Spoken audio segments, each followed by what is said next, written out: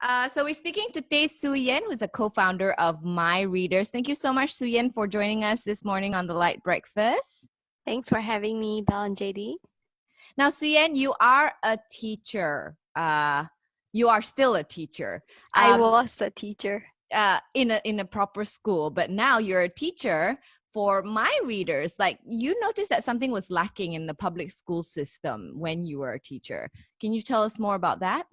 Yeah, so I became a teacher through the Teach for Malaysia Fellowship, and we were placed in high need school. That means schools who were underperforming. And when I went in the school, one thing that really stood out for me was that a lot of my students, they cannot read even though they have had 6 years in primary school. And that was a main concern. So we are supposed to teach the students who are illiterate to pass their SPM. Yeah, so that was the crazy problem. Okay. So in secondary school, they couldn't read at all? Or No. what was their level at that point? So I went into class and I asked them, how are you? And then they would say, I'm fine, right? And then I say, how old are you? And they would say, I'm fine. So they completely do not understand what I was saying. And they didn't know the days of the week. They couldn't spell like simple sentences. So when I did a simple reading test with them, they were all like in kindergarten level. Oh. Yeah. When was this though? I was teaching in 2014 to 2016. Where? Yeah.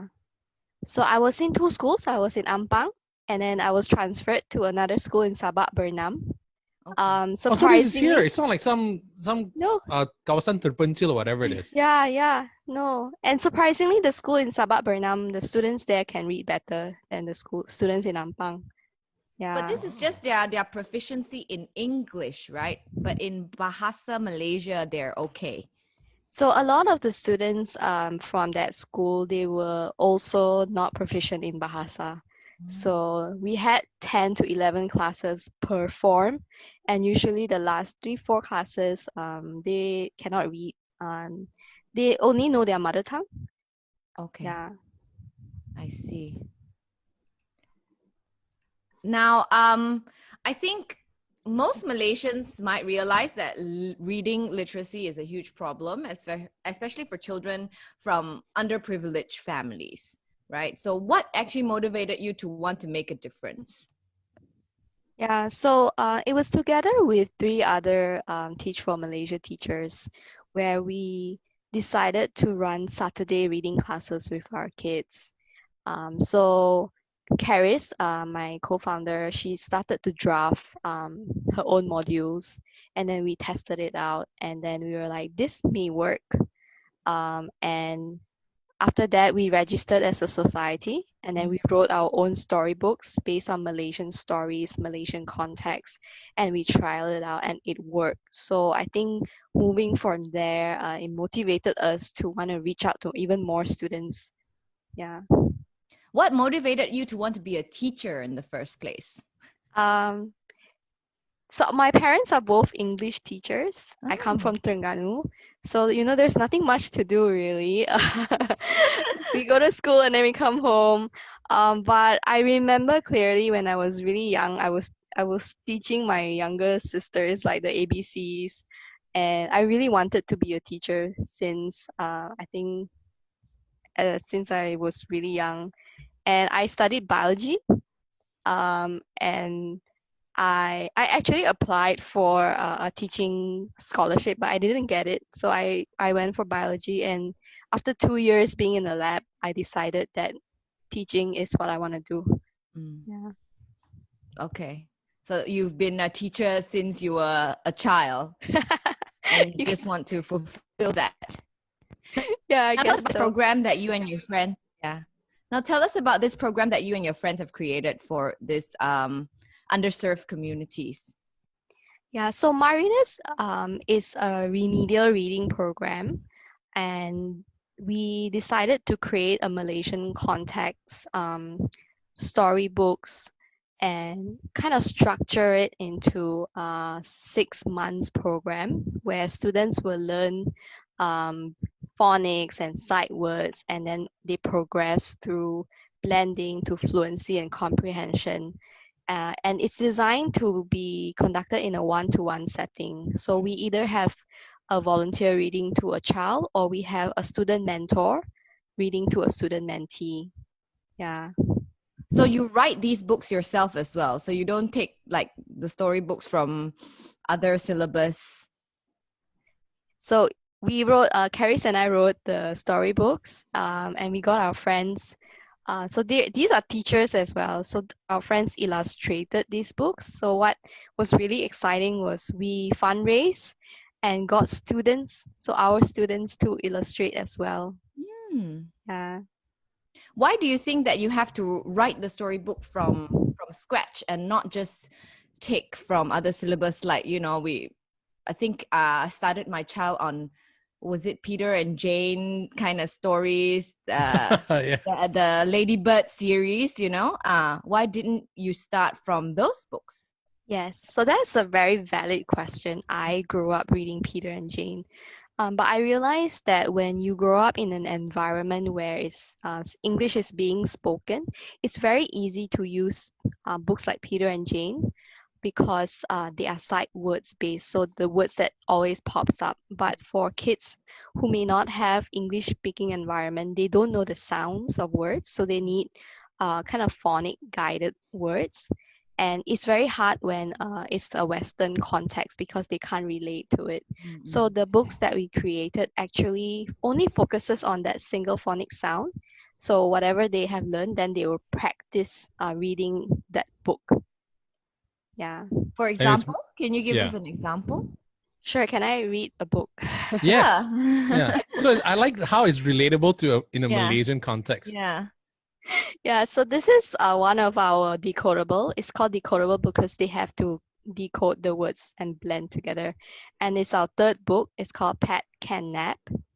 But what's cool about it is that it focuses on the phonic element N, which is N.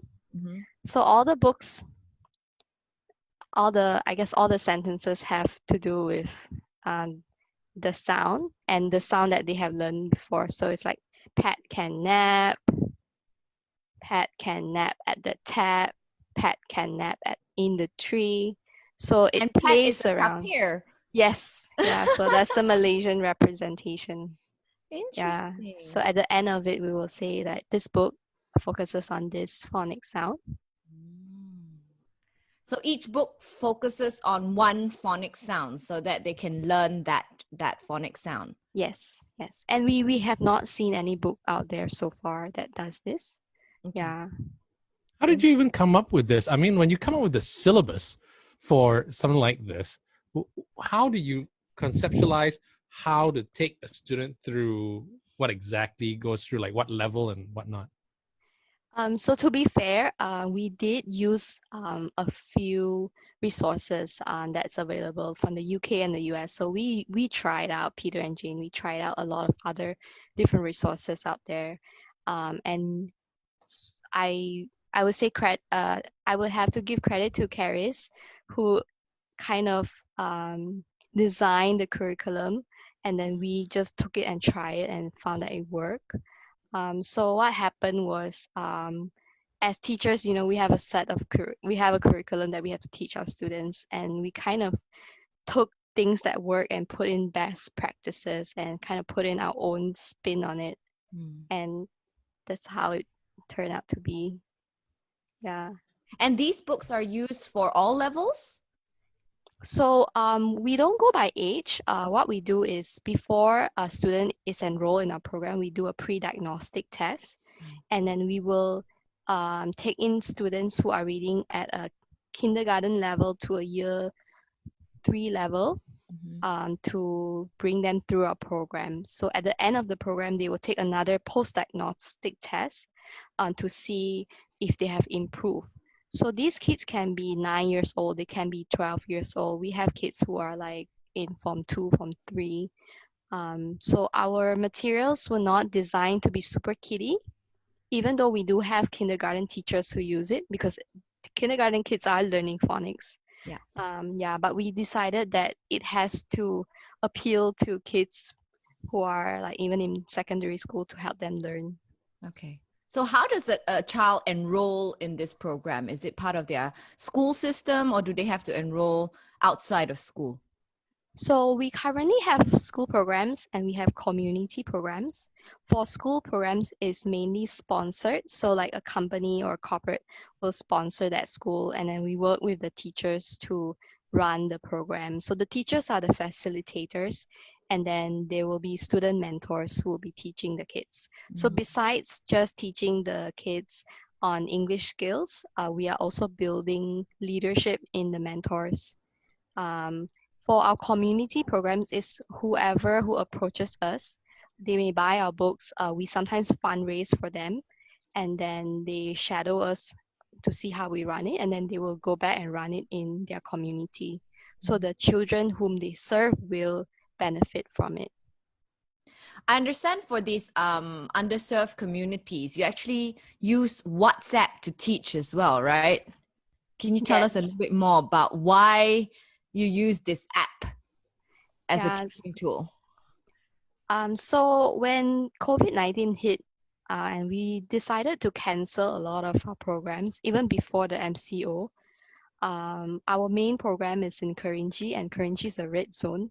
So what happened was one of our regular volunteer, Jess, she actually approached me and said like, I want to brainstorm with you guys. We shouldn't let the kids stop learning because this is a very good program. So we had a brainstorming session with all our volunteers and our team, and we basically listed out all the possible solutions, and we decided to go low tech because a lot of these families only share one phone at home and they don't have much data. So WhatsApp is already the platform that we use to communicate with them, and we decided that, hey, let's try this out.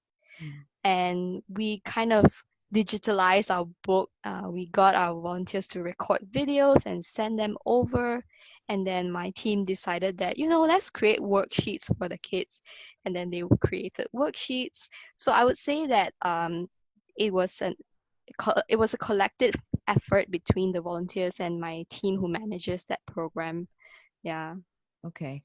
So your worksheets, you'll be sent through the WhatsApp, and then your students will have to do the worksheet. Do they have printers and whatnot available?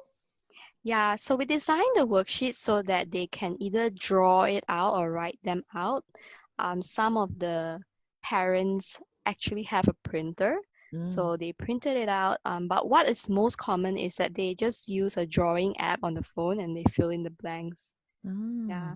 Okay. Has it helped your children read and comprehend better, especially through this MCO period? Yeah, so that was the surprising thing for us, right? When we have our regular session, the parents would sit somewhere, wait for the kids, and then the volunteer would teach the student. But what we have observed is that because the kids are at home and they're using their parents' phone, the parents actually sit next to them while they are learning, and the parents know where to give extra reinforcement to their kids. So actually, it turned out to be even better now that parents are invested. Yeah. So do you think parents have to be invested in the program to be able to help your children succeed in reading better? Yes. So we have always known that parental involvement is important, but I think after using this WhatsApp solution, we see it even more, that we are even more convinced that parents need to be reading next to their kid to help them, to guide them. Yeah. I'm sure there are some parents who are in the underprivileged community that can't read either. Are they benefiting from letting their child take part in this program? Are they benefiting themselves as well?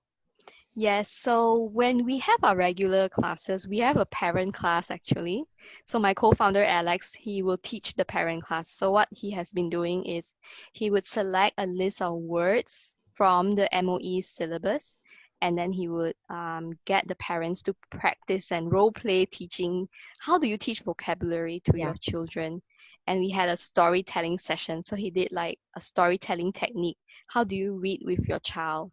So that kind of led us to our Read at Home campaign. So we are bringing that resource and putting it on our social media so that we can help more parents see how you can model reading to your child, and then they can do that at home. But I'm sure, do you have parents who don't know how to read either? Like Yes. illiterate parents? Yes. So how does that work then? Yeah, so we also have some parents who are not able to read, so they will sit next to their child. So they also have a phone, but they usually use voice messaging instead of typing. Yeah. So when we teach our students, we use both. We use text, and then we also use voice recording. And sometimes, if need be, we have to translate our instructions. So basically, you're also teaching the parents as well. Yes. But nowadays with like services like Google Classroom, it is for example, my daughter, she's doing her online class on her own, and she's 9, and a teacher is teaching and all that, and I don't find the need for me to sit in or to sort of assist her because I wanted her to learn on her own. But is it important for a parent to sort of commit their time, especially in your program? For us, for our community programs especially, we wanted to emphasize on parental involvement. But in schools, we are not able to do that. So what we will ask the parents to do is to make sure that the kids come to school, to make sure that they ask their kid, what did you learn today? So these are the minimal requirements that we require. Yeah. Okay. All right. Now, do you have a story for us of a child who has benefited from your program? How is he or she when he or she started? How is he or she right now? So I have a few stories, but I think I will share one of my co-founders' story. Her name's Rachel. So Rachel taught in a school in Kedah, and then she had her mentors and mentees teach. So her mentors were teaching her mentees. So two stories here. Her mentors actually joined a competition, and they pitched in front of a panel of judges, and they won 5,000 ringgit. They won the first prize. And what they did with the money was that they gave it to us. That was our seed funding to start MyReaders, because they wanted to help even more kids to read. And her mentor just graduated. Sorry, her mentee just graduated Form 5 with really good results, and hoping to go to uni. So it has been 5 years since we started, and we are starting to see our kids from Form 1, now they are Form 5 graduates. Definitely, even though we were not there for a long time, we were only in schools for 2 to 3 years, but we hope that we have impacted their lives in some ways. Did she not know how to read, her mentee? Did she not know how to read when she was in Form 1? Yeah, so the mentee couldn't read when he was in Form 1. Yeah, but now he passed SPM with really good results. So, yeah. How about yourself? Like, do you have any proud moments for your students? So a lot of my students, I really miss them. What happened is they would come and find me during recess, and then we will read together. And I had a class with 8 students. They were in Form 2, and they were these really loud girls, like, teacher, why you do this, teacher? And then when we would read these books, and they're very, very serious. I couldn't continue with them because I was transferred to a different school. But they have also graduated, and they are learning skills now. So I know a girl who is learning to do makeup. I think another girl is doing like beautician. So most of them are going into more skill-based industries, but they know the importance of being able to speak in English. Yeah. And being able to read, it's Yeah. it's crucial in every career, I think. Yeah.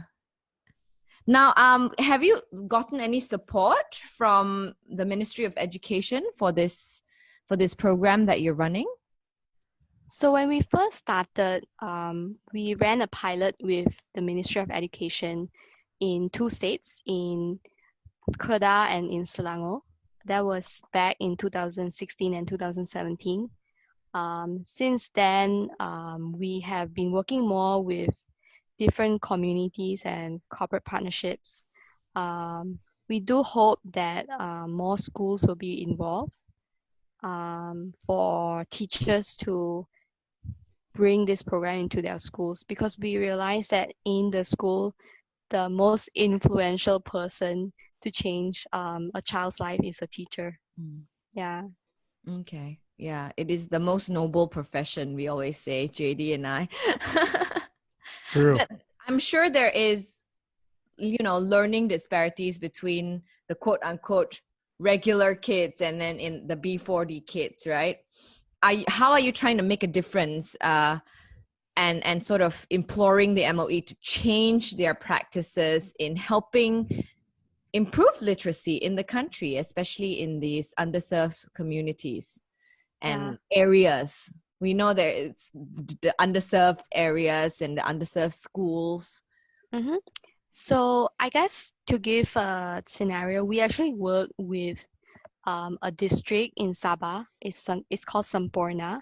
It's the district with the lowest literacy rate in Malaysia. And what happened was, one of the district officers, she got to know about us, and then she approached us, and we actually ran training for all the teachers in that district. And 6 to 7 schools signed up for the program last year. And we saw a Form 2 student who was able to jump 4 years of reading growth in just 4 to 5 months. So that is how we envision schools to be able to help solve the problem. Of course, ideally, we would want to have a literacy specialist for English in every school. Yeah. That would be ideal. So the teacher or the specialist is able to take the child who is behind and then bring them out for a few hours and then catch up, and then they go back in. That's how it's done in a few different countries. But I think for Malaysia, because the population of children who are not able to read is really huge, so I feel like when districts are engaged in like literacy programs, and then it builds that kind of momentum for teachers and schools to also join in, you don't feel so lonely doing it alone. Yeah. Yeah, really, I mean, listening to your stories, I think it's not really the student that are not smart in that way. It's just that they lack the opportunity. And I'm just thinking, how can they go through 6 to 7 years of school without knowing how to read? Yes. How can that just go by? First of all, the teachers, the school, and the Ministry of Education. It just baffles me a bit. Yeah, so that is the big question that we all ask, right? How can you go through 6 years of primary education and then you come to secondary school not being able to read? So before I became a teacher, I had the same question. But when I was in school and I speak to the students, I spoke to the primary school teachers, and I realized that the best solution wasn't to find out like who's to blame, because there's so many factors. So what I realized is that a lot of students from B40 communities, they don't have a very stable, I don't know, family structure at home, and a lot of times they are absent from school. And when they come to school, the peers are already ahead. There are so many other factors, such as like some schools don't have enough teachers. There's actually not enough English teachers. So I know friends who didn't major in English, but they are made to teach English. So many factors. And I think the MOE right now is trying to get teachers to take a test, an English test, a competency test, so that they are prepared and trained to teach But if the kid doesn't come to school, there's only so much you can do as well. That's true. Yeah.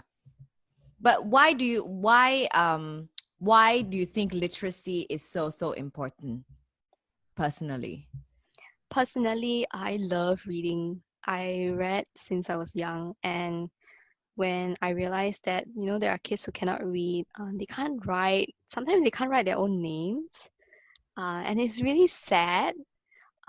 So I think personally, I want them to feel empowered because right now, there is really no big reason why you need to learn English over any other language, besides the fact that English opens up a lot of doors right now. It just happened to be the most common language spoken in Malaysia when you need to find a job. So if you don't know English but you don't need to find a job, I think you will still be able to survive. So I have kids who tell me like, teacher, I should have studied harder. Now I have to catch up. And I would say like it's good that you know now rather than later on. But I hope that when kids are as young as like 9 years old, when they are given that right intervention, they don't have to go through what my students went through. Yeah. But now that you're embedded in the system in a way, is there any way that, I mean, looking forward, looking ahead, is there any way you can kind of nip this in the bud a bit earlier in some schools that you've kind of earmarked? There's some trouble in this school. Maybe we'll get them from standard 1 instead of when they're in form 2.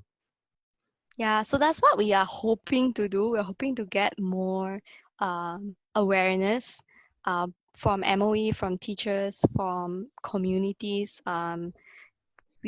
It has to feel like important because right now we are just working in the communities that we are in already. We are not reaching to everybody yet.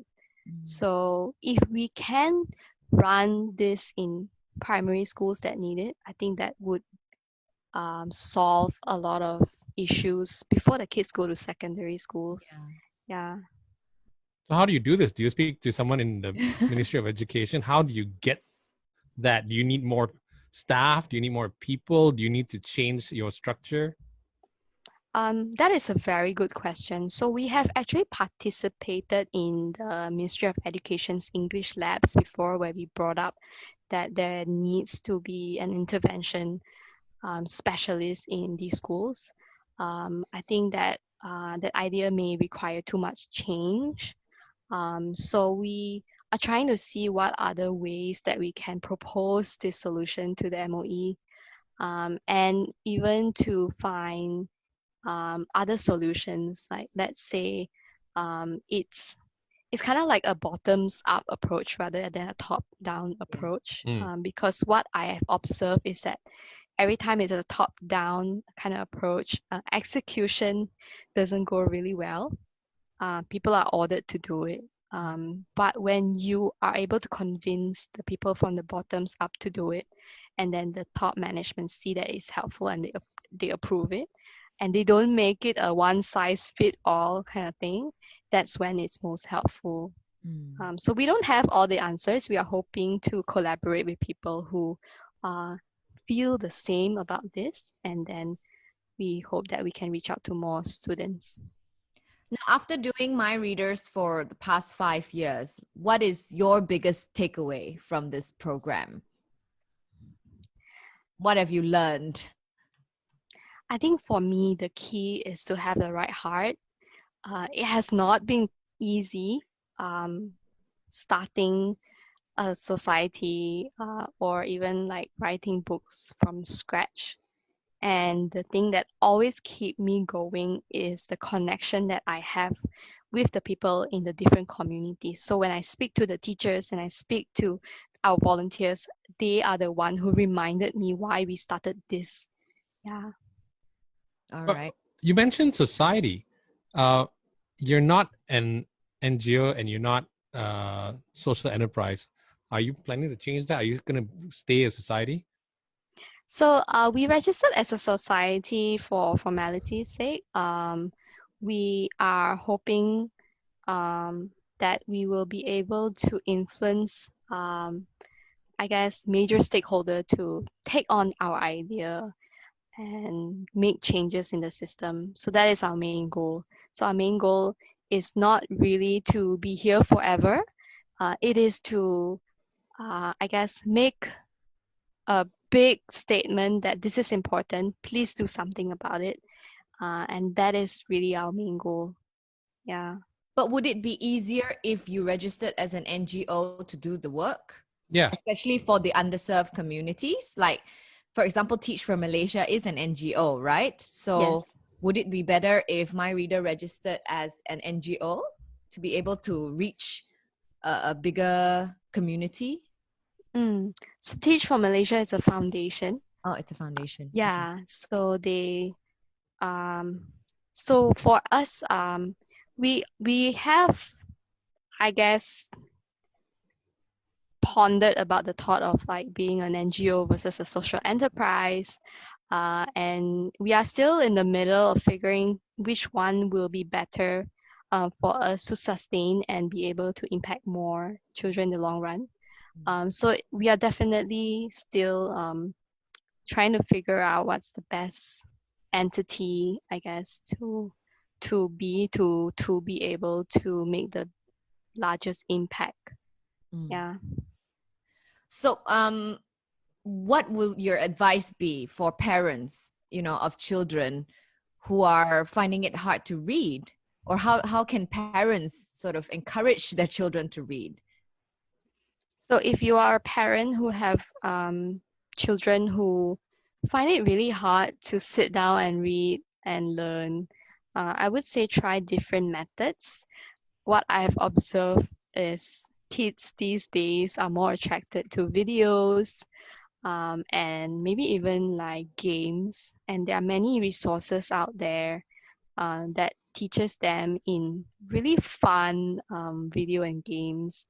But there are still kids who learn through books and everything. So I have seen parents who read with their child when their child are like when their child is as young as 3 months old. It just forms that reading habit in the family, and the child naturally picks it up. So it's not something that is really, really difficult, but you have to do it consistently. Yeah. I started reading to both my kids when they're babies, like bedtime stories. But the problem is now, because I'm reading to the younger one, the older one doesn't like to read anymore on her own, although she knows how to read, right? So how can we encourage a child who she told me herself, I don't like to read. So how can you encourage a child to read, books? Yeah, so we started our reading campaign, and we got this child who is 5 years old. He was reading an ebook and recording himself on Zoom, right? So he's 5 years old. And I thought that that is a great way to encourage other children to read. So you can see that when you are reading, it's actually not just for yourself, but you can benefit other people. So if they can read for their younger siblings, or if they record themselves reading and sending it out to other children, I think in their mind it's like, oh, it's not just for myself, it benefits somebody else. I hope that works. Interesting. Maybe I can trick her. Okay, Yeah. I'm gonna make you a YouTube channel, but you have to read. That's all you can do. You can't sing and dance in this YouTube channel. You can only read to other people. Well, thank you so much, Sue Yen, for speaking to us and for doing what you're doing. Hopefully, we can all help our children reach a better literacy level.